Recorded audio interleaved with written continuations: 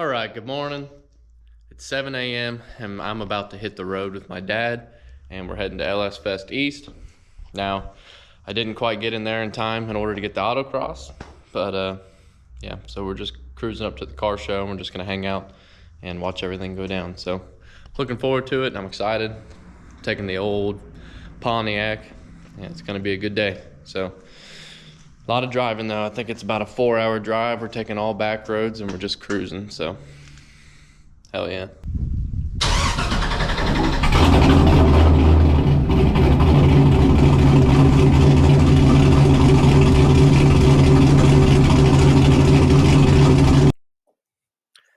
I'll even know I've drove this car almost 800 miles before this. It still is always nerve-wracking when you start leaving out of the area of you can get towed home, especially in something that you've built completely 100% by yourself and you've had every single nut and bolt off of it.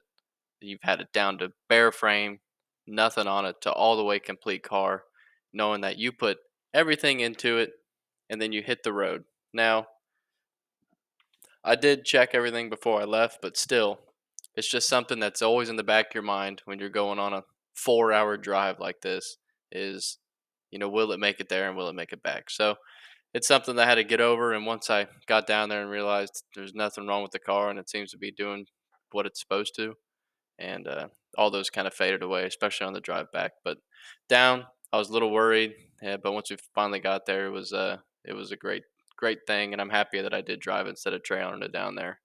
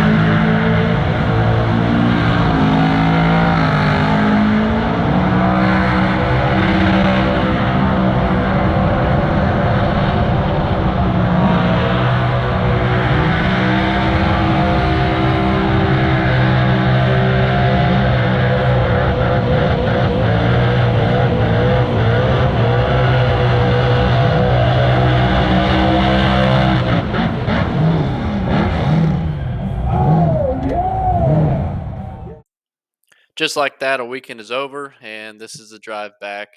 And it was pretty much just another smooth ride all the way back, pretty much 65 miles an hour all the way home, and it just cruised right along.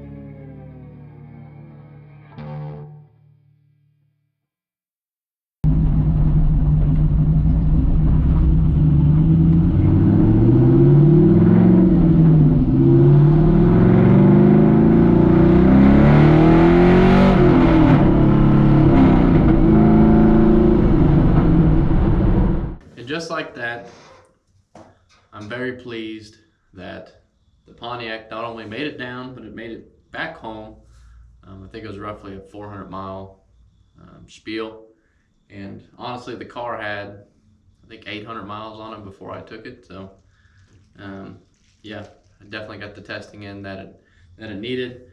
So I know I need to do some suspension work in the back and front, change up some coil spring rates and some stuff like that. Also got a tiny bit of a fuel leak that comes from around the sending unit and around the fuel pump. So I need to pull them both out and kind of put some gasoline RTV around them, and I think that fixed both of them. But overall, I'm extremely happy with the car, not only making it down there, but surviving the elements, the rain, trying to leave Saturday night, and the windows were completely fogged up inside and out. And me and my dad had a heat gun going on the inside of the window to defog it enough for us to get out, and stopping traffic to get out just so we can go, and it was something else. But it made it all the way down, all the way back, with zero issues whatsoever.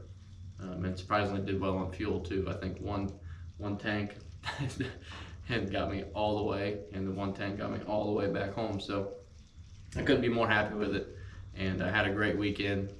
And yeah, it was a good time, and I'll definitely be coming back next year. Definitely going to be trying to get this into the autocross event.